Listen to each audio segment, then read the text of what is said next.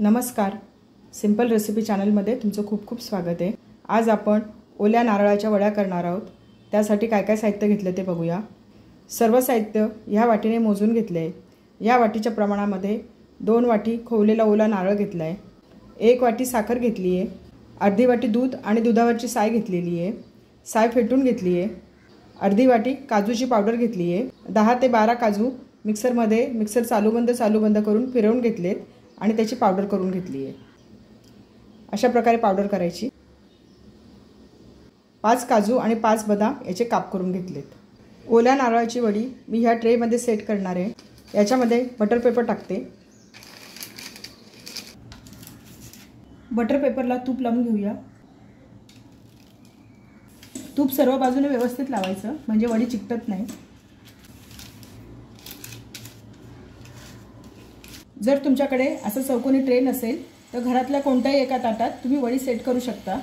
जर तुमच्याकडे butter paper नसेल तर तुम्ही ताटाला किंवा ट्रेला तूप लावून घेऊ शकता। ही सर्व तयारी वडी करायला घेण्यापूर्वीच करायची आहे। ओल्या नारळाच्या वड्या करायला घेऊया। गॅसवर कढई तापत ठेवली आहे। कढईमध्ये एक छोटा चमचा साजूक तूप टाकते। तूप सगळीकडे पसरून घेऊया। गॅस कमी केलाय। याच्यामध्ये 2 वाटी खोवलेला ओला नारळ टाकूया। मंद गॅसवर परतून घेऊया। मंद गॅसवर 2 मिनिट सर्व छान परतून घेतले। ओल्या नारळातला ओलसरपणा कमी झालाय। याच्यामध्ये 1 वाटी साखर टाकूया। सर्व मिक्स करून घेऊया। मंद गॅसवर 2 मिनिट सर्व छान परतून घेतले। आता याच्यामध्ये दूध आणि दुधावरची साय टाकूया। सर्व मिक्स करून घेऊया। गॅस मी मीडियम केलाय। मीडियम गॅसवर सतत परतवत राहायचे। यातली साखर हळूहळू विरघळेल। मिश्रण सतत ढवळत राहायचे।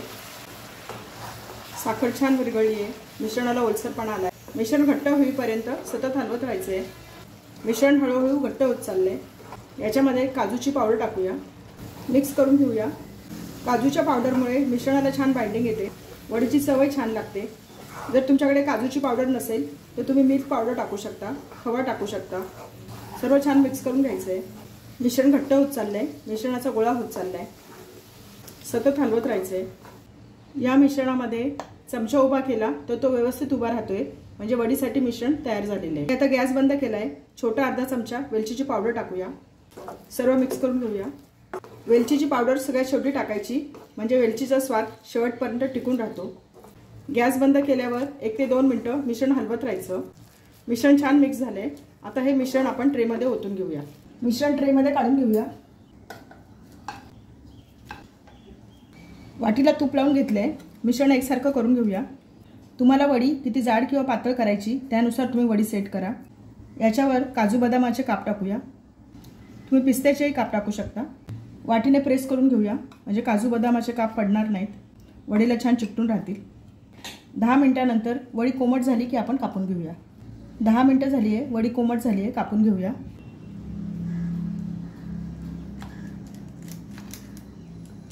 तुम्हाला पाहिजे त्या आकाराच्या वड्या तुम्ही कापू शकता।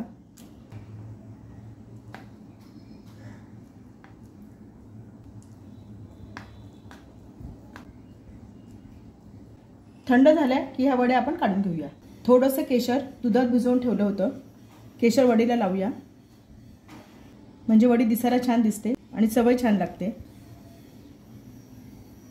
सर्व वड्यांना केशर लावून घेतलंय। नारळाच्या वड्या सेट झाल्या आणि थंड झाल्या की आपण काढून घेऊया। अर्धा तास झालाय, वड्या छान सेट झाल्या, काढून घेऊया। छान झाली आहे वडी। प्लेटमध्ये ठेवते। अशाच पद्धतीने सर्व वड्या काढून घेऊया। आपल्या ओल्या नारळाच्या वड्या तयार झाल्यात। प्लेटमध्ये सर्व केले। छान झाल्यात वड्या।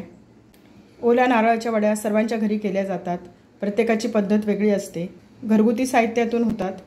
आपण याच्यामध्ये काजूची पावडर टाकली आहे, त्याच्यामुळे वड्या छान पौष्टिक होतात। वड्यांची चवही छान लागते। काजू पावडर ऐवजी तुम्ही मिल्क पावडर किंवा खवाही टाकू शकता। रेसिपी आवडली असेल तर चॅनलला सबस्क्राइब करा।